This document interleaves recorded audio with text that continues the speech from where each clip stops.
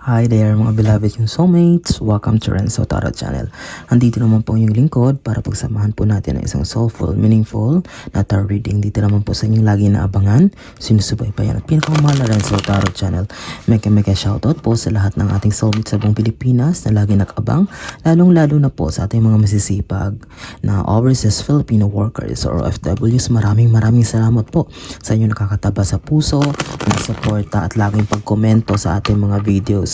And kapag first time nyo po sa ating channel, huwag nyo pong kalimutan na mag-comment. Kapag naka-resonate kayo, i-like nyo po at of course, huwag nyo pong kakalimutan na mag-subscribe para mas lalo pong lumago ang ating channel at mas marami tayong soulmates na matulungan na mabigyan ng soulful and meaningful na tarot reading. Sige, ang ating pong reading ay isang bonus reading. Bonus reading po para sa ating mga pinakamamahalan na sa sign ng Virgo. Ulitin ko Virgo para sa inyo. Ito maghanda kayo. Sige, isang shuffle pa po. At sisimulan na natin. Isa pa kasi parang hindi masyadong na-shuffle. Okay? Okay, sige. Okay. Kunin na natin Virgo yung 10 baraha. Spirit Universe, Spirit Guides, please give us. Bigyan niyo po kami ng 10 baraha para sa aming bonus reading para sa aming mga pinakamamahal na nasa sign ng Virgo. Kapag first time niyo po sa ating channel, ay kumukuha po ang inyong lingkod ng 10 baraha na siya ina-interpret natin base sa energy na binibigay ng universe. At tuloy-tuloy po ilalatag natin ang 10 baraha para hindi po tayo ma-distract kung maya po tayo shuffle. Okay? Sige, ay, parang dami na nahulog 2, 4, 6, 8. Oh, so 2, 4, 6, 8. Sobra na nga 12 na. Sige, kompleto na yung 10 baraha Virgo. Sige, maghanda. Stay tuned po. Ayusin lang natin Ayan po. Okay. Ito ang 10 baraha. Latag natin. Hindi po ako magsasawang magpasalamat sa inyo, sa inyong walang sawang tiwala, suporta at laging panonood po natin mga videos. Lalo po natutuwa po ako kapag nababasa ko po yung mga comment na nakaka-resonate po kayo sa ating mga reading. Okay? Simulan na natin Virgo. This is your opening card para sa iyong bonus reading. Page of Wands. Wow! It seems na talagang parang ngayon ay parang nakafocus ka daw ngayon sa iyong mga goals at mga pangarap na o mga nais talagang gawin sa buhay. Here you are, talagang parang hindi ka nagpapadistract or talagang ito yung focus nyo ngayon.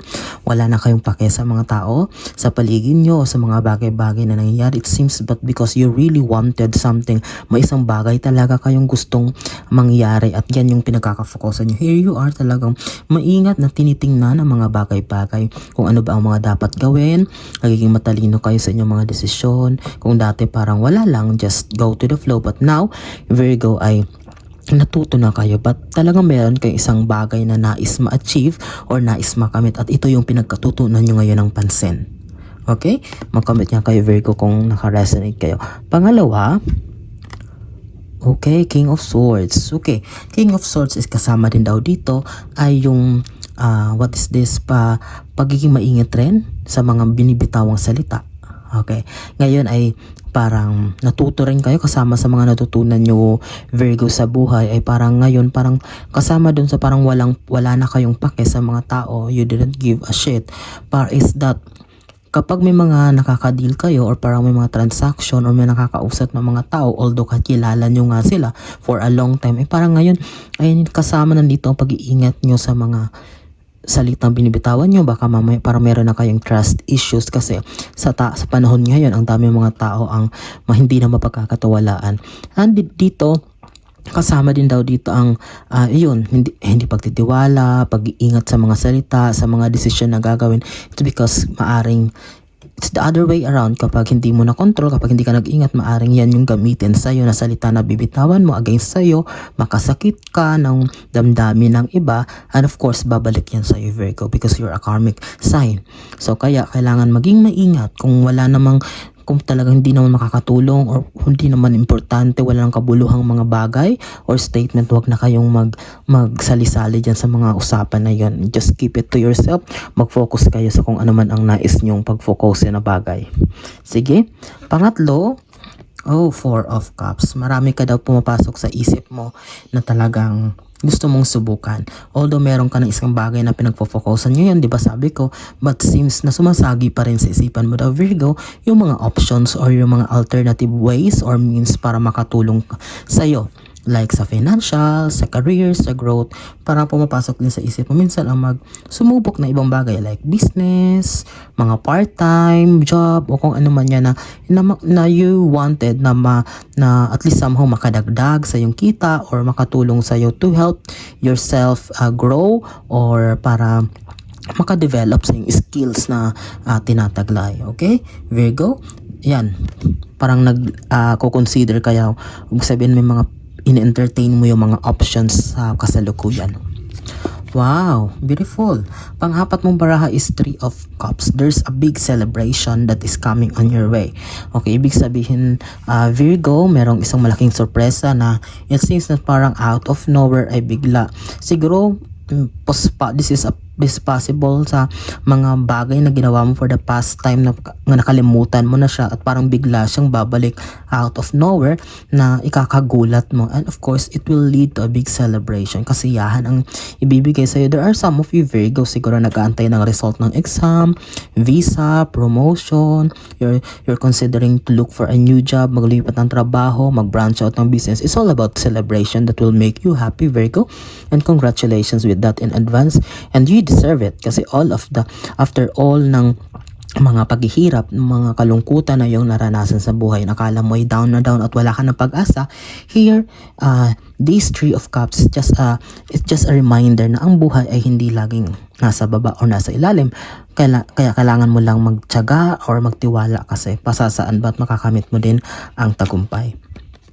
Oh, di ba? Oh, kino-confirm tayo ng baraha, King of Pentacles, pera, hari ng kaperahan. It means that there will be an unlimited options. Talagang marami kasi connected siya dito sa 4 of Cups. Maraming mapagkukunan. Marami kang, kumbaga, hindi lang itong isang bagay ang magbibigay sa iyo ng pera. Marami. Kumbaga, kapag nawalan ka ngayon, merong isang bagay na maitatapal ka, mapagkukunan mo doon. Kapag naubos yun, merong naman isa. It's connected. It's because nangyari ito dahil sa pagiging talino mo, Virgo, na hindi kailangan iisa lang ang mapagkukunan. Kaya marami kang mga options na nilatag or kinonsider na siyang makakatulong sa'yo, which is true dito sa King of Pentacles. It's like abundance na hindi kahit papaano, hindi naman sa overflowing, but at least somehow hindi ka problema kasi kapag may bayarin ka dito, pwede mong kunin doon, pwede mong kunin dyan. Okay, parang tapal-tapal at puro lahat sa'yo yan, pinaghirapan mo yan, and you deserve it. Ulitin ko, you truly deserve it. Walang pwede mong question sa'yo yan. Tingnan mo, yung pang-anim mong baraha. Siguro may iba sa inyo na ginagawa na ito, and yung iba ay kailangan yung gawin. Okay, kasama sa pagiging karmic sign is if you want a good karma na pumasok sa iyo, Virgo, is kailangan mong ibalik ito sa environment or sa universe. The energy ay ibalik mo through sharing or giving. Mayroong iba sa inyo na tumutulong sa kapwa, nagpapakain, nagdo-donate sa charity, sa simbahan, kung ano man. That is a good thing. Ipagpatuloy niya yung Virgo. That is not unusual kasi matulungin kayo. But to do that, lalo na sa panahon ngayon na marami nangangailangan, is a very plus point sa inyo. Okay, makikita na universe yan, and lalo na kapag ginagawa mo yan na bukal sa loob mo or talagang you really wanted it, talagang andyan yung nasa puso mo ang pagtulong, ay nagugulat ka na lang, ang ibabalik sa inyo ay sobra-sobra, siksik, liglig at umaapaw na blessings. Okay? Pampito, Virgo. Oh, 10 of Wands. Pasan mo ang daigdig.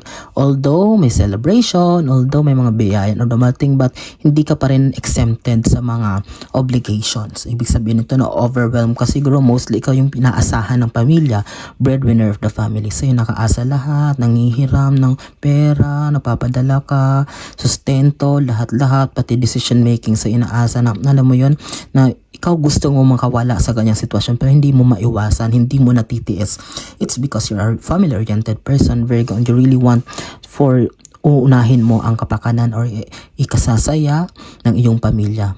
Is 10 of Wands is just showing that you are overwhelmed, overburdened kasi dito sa mga bagay na to na gusto mong maraming maipon, gusto mong makapagpundar na ganito, pero hindi mo magawa kasi every time na may manghihingi sa miyembro ng pamilya ay hindi mo natitiis, or kaya dati ito parang cargo mo lahat ng mga obligasyon na dapat kahit labas na sa iyo, hindi mo na sila dapat obligasyon, ay talagang inaako mo pa rin, Virgo. Mag-comment nga kayo pag naka-resonate kayo. Okay. Four of Pentacles, pera pa rin. Tipo, tingnan nyo, merong pera sa ulo nyo, inawakan nyo sa gitna, inapakan nyo. It seems na matututo na daw kayo, Virgo. Merong iba sa inyo ginagawa na to, although nagiging mapagbigay, pero it seems naging natuto na kayo sa buhay, talagang maging mahigpit sa pagyakap or sa paghawak ng pera kasi pinaghihirapan nyo yan at you are thinking for the long term na ngayon. Parang sa yung iniisip na ngayon ay yung para sa bukas or the future. That's why you are keeping track or minomonitor mo na ngayon itong pera mo or finances, kung ano man blessings na dumarating. That is a good thing kasi mahirap na alam mo yan, Virgo, pagka inawawalan, wala namang tumutulong sa inyo. You're still doing it or solving it on your own. Kaya kailangan kung anong meron ka ngayon, wag puro bigay. Kailangan mo magtabi sa sarili mo at lalong-lalo na tipirin or wag basta-basta ubos biyaya sa paggastos. Okay? Virgo, Page of Cups, magkatapat sila ni Three of Cups celebration card. Pinapatunayan lang nito na talagang you're going to harvest or talagang may harvest season na parating sa inyo. Hindi lang siya basta cup, may laman siya. Ibig sabihin kung ano man tong mga bagay na antay mo, pangarap mo, or mga bagay na gusto mo mangyari sa buhay, you are assured that it will succeed in the soonest time. Hindi ito magtatagal. It's because nagkatapat siya ng celebration card, Virgo. Ibig sabihin talagang you just do kung ano man ang kasalukuyan, dyan ka muna focus, just discipline, tiyaga, faith, yung ano man, as everything will fall into place darating sa tamang panahon, but you are assured of success. Okay? Panapos mong baraha, 10th and last card, Virgo, tatapusin natin ang iyong bonus reading sa Three of Swords. Oh, okay. Okay. Virgo, after all ng mga blessings nito, after all nito, parang sinasabi dito na parang may konting kirot sa damdamin or sa puso na iyong nararamdaman. Parang may konting hinahanap ka ngayon.